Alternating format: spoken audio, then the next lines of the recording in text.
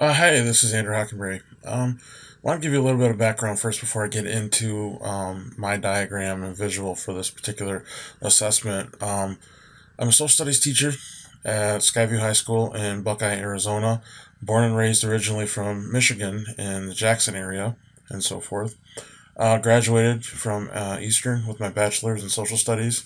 Got secondary certified and so forth. Now going through my master's to become a principal someday.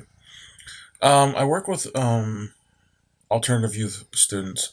I went to my particular project and so forth, my vision, I really wanted to focus on culture, building strong relationships, teaching essential social skills, being role models, and making sure that classroom and school rules are really focused on and so forth. Going back to building strong relationships. Relationships are key regardless of what you do in your life. We really focus as hard as we can in my particular school to build relationships, and I feel that that is really key. As a teacher, you aren't going to get anything out of your students unless you build a relationship. And I want students, when I become principal of a school or wherever I go, to feel comfortable coming to me, seeing me, talking to me, trying to find out what's going on in their lives, and so that I can help better understand the issues and things that they might be going through, and just what the just general interests is and so forth. Being role models is key. I try to live by this standard every day in my classroom, and I will continue to do it when I become a principal as well. My students need to be able to depend on me and so forth. So I need to hold them accountable for their stuff, and they need to hold me accountable for the things that I say that I'm going to do. Social skills, another key thing with working with alternative youth and so forth. They don't have the social skill structures that you would typically think would be in a traditional public school. So we really stress that as well. Piggybacking off of all of that, I really feel that curriculum assessment and just focusing on instructional practices are really key things to really drive a school. Instruction, teacher development, looking at curriculum, assessments, how we're assessing our students, and so forth. Are we doing enough? Are we assessing them the right way? Are tests and quizzes enough? Are we over testing our kids? Should we maybe go with less standardized testing? I know, for an instance, I had a meeting a few weeks ago, and we talked about the amount of times that our particular students are tested on standardized tests. At least 4 or 5 times a block that we have. So that's a lot in a 10-week period.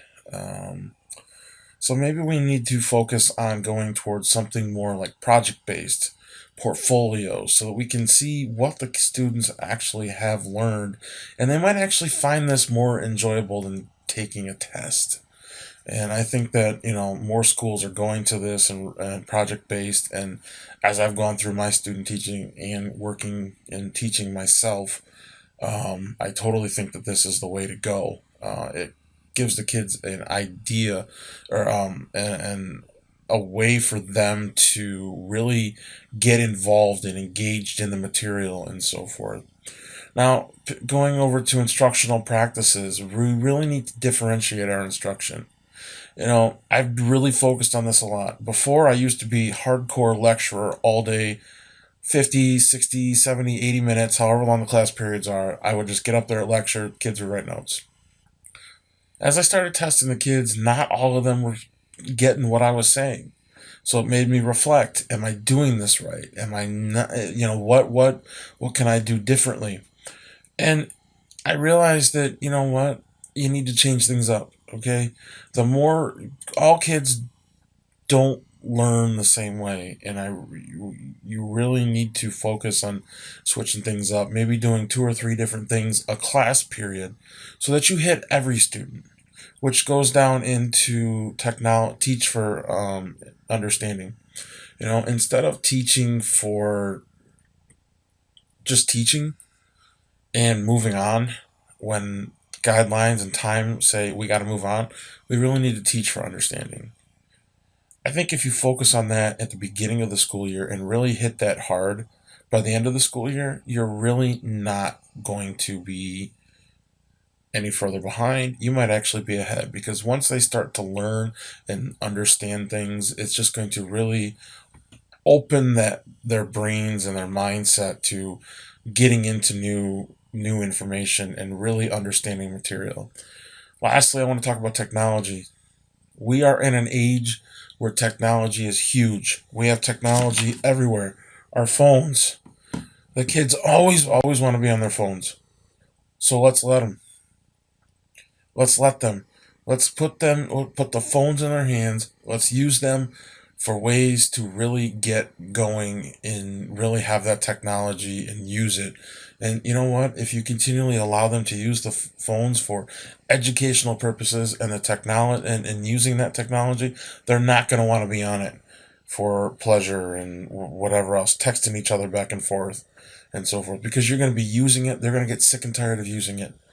Our world is changing so fast that we need this technology.